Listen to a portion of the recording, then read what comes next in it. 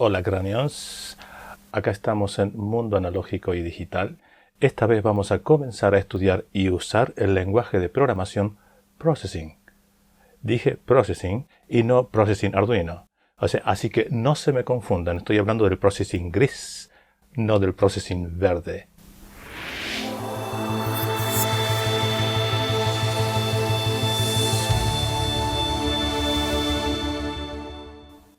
Como les decía recién, acabamos a estudiar al lenguaje Processing. No es este Processing de Arduino que todos ya más o menos conocen de los últimos años, sino el anterior o el original, que es el Processing gris. Así que el verde lo vamos a dejar para otras cosas. Pero el Processing gris, que es el original de 2001, ese es un entorno de desarrollo de aplicaciones para computadora, o sea, para PC. Es una especie de Java disfrazado. Lo que estamos viendo es una interfaz de usuario, mejor dicho, un entorno de desarrollo que nos resulta familiar, pero fundamentalmente cuando nosotros vamos a exportar la aplicación se va a generar un archivo .exe, por ejemplo, que es para ejecutar en PC, pero también va a generar opcionalmente, según la máquina en la cual estemos desarrollando la aplicación, para Mac o para Linux, ya sea 32 o 64 bits. Nosotros tenemos que ir al sitio web de la Fundación Processing, que se llama processing.org, y vamos a ver que aquí está presentado el software. Este es el icono que representa al Processing en su edición 4, porque al cumplir 20 años en agosto de 2021, se resolvió incluso adelantar la edición 4, que está en beta en este momento, que es inicios de 2022. Acá hay algunos ejemplos que pueden ver, pero yo les voy a mostrar más. O sea, básicamente es un entorno de desarrollo en donde se ha decidido destilar, se ha decidido seleccionar e implementar prioritariamente toda la potencialidad gráfica de Java orientada a la generación de pantallas animadas con efectos visuales, utilizando alguna interfaz electromecánica, más exactamente la interfaz USB serie que tiene Processing ya implementada en su biblioteca serial. Y de esa manera se ha creado toda una comunidad de desarrolladores que son y no son programadores electrónicos o informáticos, sino que son multidisciplinarios, donde año tras año están generando todo tipo de resultados que son visuales, que son interactivos. Y la pregunta es, ¿por qué nosotros en Mundo Analógico y Digital, que somos un concepto de trabajo de taller, de electrónica, de laboratorio, por qué nos tenemos que interesar en Processing? Porque Processing tiene, además de las funciones gráficas que tiene, una curva de aprendizaje empinada. Aquí en Mundo Analógico y Digital lo usamos para crear sistemas donde un hardware de diseño propio, que puede ser basado en Arduino, ABR, PIC o STM32, va a comunicarse en forma directa a través de USB con una aplicación en donde podemos ya diseñar con total libertad una interfaz gráfica de usuario de alta calidad, con usos en control, adquisición de datos, mediciones de laboratorio y lo que se nos ocurra. Eso siempre ha sido importante. ¿Y por qué la utilidad en este caso de Processing? Porque si nosotros podemos crear una aplicación que convierta a una PC o un dispositivo portátil, por ejemplo, en una interfaz de usuario para un sistema técnico, estamos ahorrándonos un montón de cosas y estamos acelerando la generación de resultados de nuestras ideas técnicas y básicamente estamos simplificando el hardware, porque les muestro. Si nosotros tenemos que utilizar el hardware para crear allí mismo la interfaz de usuario, por ejemplo, acá hay una placa microprocesada que tiene display. Esta es la representación de texto alfanumérica y esta es la entrada de usuario, que es el teclado. Si nosotros le quitamos esto, y nos quedamos con un diseño que conste solamente de la CPU y de un sistema de comunicación serie, el hardware se simplifica drásticamente al mismo tiempo que se potencia la interfaz de usuario con todas las posibilidades que nos da un dispositivo moderno donde esté corriendo un sistema operativo poderoso con total interactividad para el usuario e incluso la capacidad de pantalla táctil, que ya depende del dispositivo. Ni siquiera nosotros al programar la aplicación nos tenemos que ocupar de ese aspecto. De todos modos, les voy a mostrar algunos resultados de lo que hablé al principio, de lo que son los efectos visuales que se pueden lograr con processing, antes de entrar a los usos técnicos propiamente dichos, que es lo que nos ocupa acá en Mundo Analógico y Digital. Por ejemplo, me tocó desarrollar una aplicación que le he llamado Lambda Q. Se las estoy mostrando acá. Y ahora van a ver en qué área es. Acá estamos viendo un espectro de luz que puede cambiar en distintos rangos o en distintas preferencias espectrales. Y estamos viendo acá un teclado musical. Ese teclado tiene asignada en forma automática a cada tecla un color del espectro, donde, por ejemplo, ese ha sido el algoritmo de la propuesta de la componente musical del proyecto. Tuve que asignar las notas más graves a las frecuencias luminosas más bajas y las frecuencias más agudas de sonido a las frecuencias más elevadas del espectro. El resultado es una aplicación que le llaman de tipo sinestésica, o sea, que es capaz de interactuar, hacer interactuar dos o más sentidos, en este caso la vista y el oído, en tiempo de ejecución. Yo les muestro los resultados. Acá les voy a mostrar videos sin el audio, pero cómo el audio estimula a través de la interfaz MIDI. Por ejemplo, acá tengo implementado un selector de canales MIDI. Hay tres instrumentos habilitados. Cada uno de los instrumentos se les puede asignar un efecto de una paleta de efectos determinados. Con una tecla F1 tengo la posibilidad de ver todo una pantalla de ayuda. Y con, por ejemplo, P eliminó el piano, con E eliminó el espectro. Y yo puedo ver, por ejemplo, acá hay un tema musical que está estimulando un tipo de efecto luminoso, de efecto visual. Acá hay otra combinación. Como ven, las zonas del medio, las notas del medio están en la zona del verde, las notas más agudas de la derecha son en la zona de los azules, las más a la izquierda son los colores amarillentos y rojizos. Esto se hace con processing, por ejemplo. Es una aplicación multimedial, una aplicación multidisciplinaria. Les sigo mostrando. No les muestro el sonido porque no es el objetivo en este momento, sino lo gráfico. Pero aquí hay tres instrumentos excitando a través de un puerto USB con códigos MIDI provenientes de instrumentos MIDI profesionales a la generación de efectos gráficos.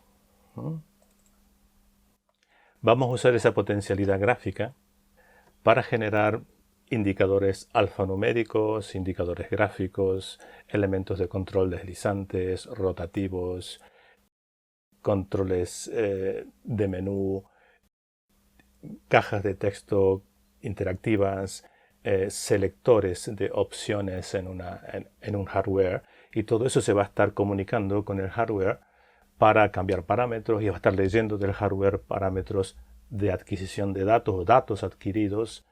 Al mismo tiempo vamos a poder desde Processing cargar parámetros en un dispositivo externo desde un archivo. Vamos a poder registrar en un archivo que queda grabado en la PC datos adquiridos por un dispositivo externo. Crear algún informe en PDF, ya sea de valores numéricos o valores gráficos, alfanuméricos, directamente como copia de pantalla. Las posibilidades ya se tornan ilimitadas. Y ahora les voy a ver, antes de terminar esta introducción, les quiero mostrar un poquito cómo se trabaja con Processing en la interfaz de usuario que se llama PDE. O sea, el editor, que recién llamé interfaz de usuario, el editor se llama PDE en Processing, que es Processing Development Environment, y, o sea, entorno de desarrollo Processing. Para los que ya usan Processing Arduino les va a resultar familiar el concepto, o sea, del diagrama de flujo básico de una aplicación Processing, que tiene un setup, o sea, un bloque de configuración, y ahí siempre se parece muchísimo a un software de PLC industrial, que siempre empieza con un bloque que se ejecuta una sola vez, que es el de configuración, y tenemos un void repetitivo, que en el caso del processing original, del processing gris, se llama draw, o sea, trazar, dibujar.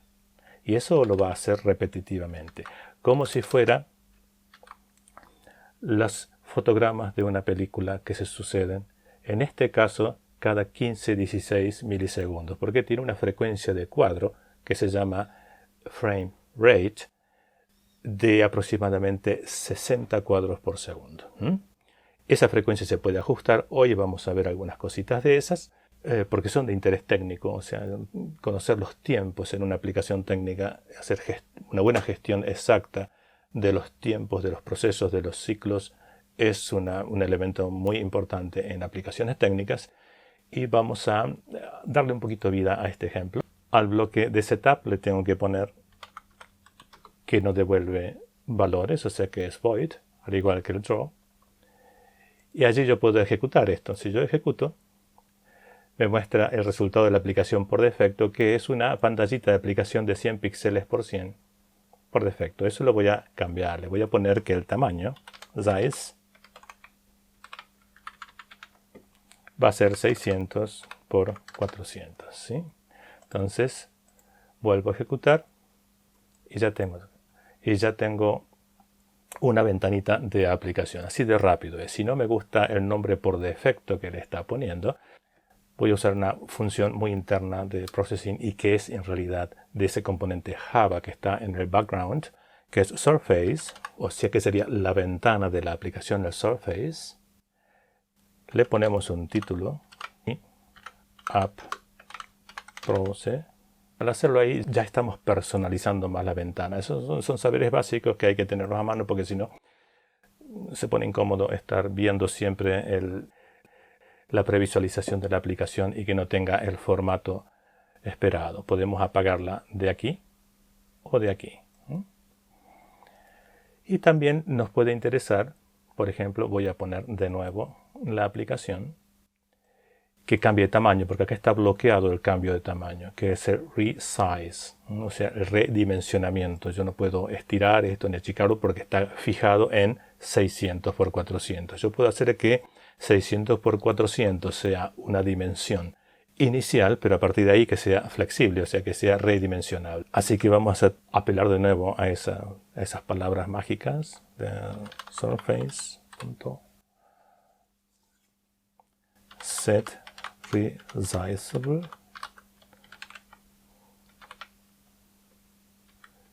o sea que la función de redimensionable sea true, un valor booleano. ¿Y cómo se ve ahora? Vemos que ya nuestra aplicación es redimensionable. Si yo puedo hacer pantalla minimizar o puedo maximizar. Bien. ¿Qué pasa con cambiar colores acá? El fondo se llama background y lo vamos a poner acá como una primera expresión gráfica. Vamos a decir background define el color de fondo. Y el color de fondo nos puede gustar un color azul lindo. Vamos a determinar colores de la siguiente manera. Podemos poner tres componentes que son rojo, verde y azul, que es RGB. Y en ese caso decimos, por ejemplo, que el color puede ser predominantemente azulado y decimos que tenga un 20%, no es un 20%, en realidad es 20 dentro de una escala de 0 a 255. 20 es un 10% de rojo. Verde le vamos a dar una cantidad importante, 250 de verde, y le vamos a dar 100 de azul. No vamos a dar menos, vamos a dar 100. Vamos a dar 100 de verde y 200 de azul. Ahí nos salió un color interesante. Bueno, ese es el RGB de este color que estamos viendo aquí. Es un azul cálido, un azul Francia en este caso. Así me salió. Lo voy a oscurecer un poquito. Vamos a bajar acá el verde. Ahí está. Bien. Lo que nos va a interesar siempre en técnica o muchas veces en las aplicaciones técnicas es conocer a ciencia cierta cuánto tarda en repetirse un ciclo de estos, un ciclo del bloque repetitivo. Y por definición, digamos por defecto, Processing hace aplicaciones que genera 60 pasadas de draw por segundo. O sea que el ciclo está en el orden de los 15 milisegundos, 15, 16. Pero no es constante, o sea, varía con las condiciones internas de la máquina, según los servicios que se estén ejecutando, todo lo que es el multitasking de una PC, varía un poquito, un 1 o 2% está siempre variando. Lo vamos a ver eso a continuación. Vamos a usar una función para leer esa cifra de cuadros por segundo, que se llaman frames. Esa cifra se llama frame rate, es una variable interna que está siempre disponible. Y vamos a poner un texto en nuestra pantalla que va a empezar en la coordenada 100 de X, 100 de Y de la pantalla. Recordemos que al igual que en texto, los píxeles en todos los entornos de programación gráfica se cuentan con la coordenada X de izquierda a derecha y la coordenada Y de arriba hacia abajo, o sea, Y positivo es hacia abajo.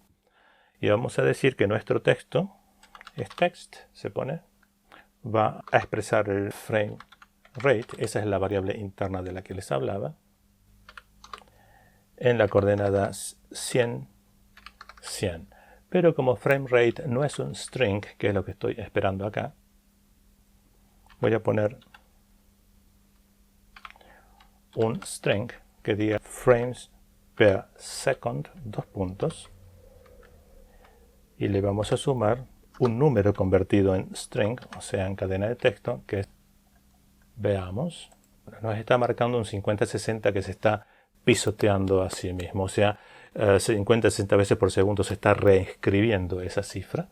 Vamos a solucionar esto de la siguiente manera. Lo que necesitamos es que en cada ciclo draw se vuelva a trazar el background. Así que lo traemos. Cuando inicia draw se limpia. Frames per second, 50 y pico, 50-60. Bien, 50, en 59-60 está ahí. Si nosotros queremos que esta lectura se realice con mayor lentitud, vamos a hacer trampa. Supongamos que queremos que se realice solamente 3 veces por segundo. Vamos a poner un delay dentro del bucle de, por ejemplo, 330 milisegundos.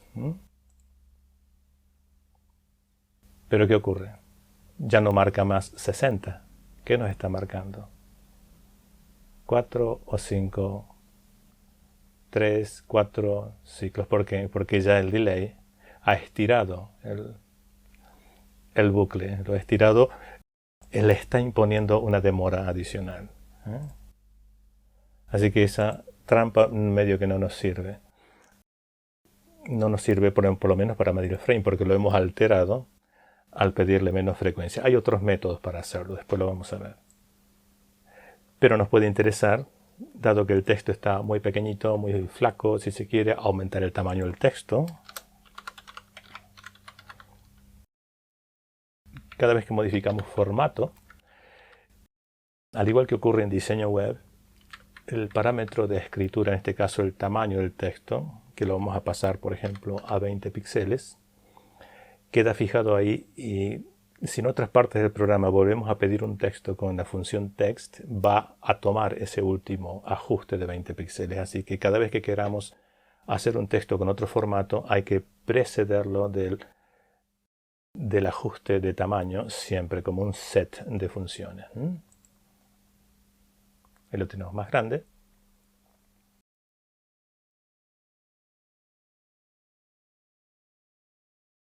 Bien, eso es todo por este video. En el próximo ya vamos a estar haciendo captura de datos provenientes de un hardware externo, precisamente temporizados con los ciclos draw. que es una primera versión de cómo podemos sincronizar procesos entre el mundo exterior de la PC y una aplicación que corre en la PC, con total control de la adquisición de esos datos y del uso que le vamos a hacer, primero con 8 bits de resolución. Espero que les haya gustado, espero que me vuelvan a visitar y como siempre ha sido un placer. Hasta la próxima.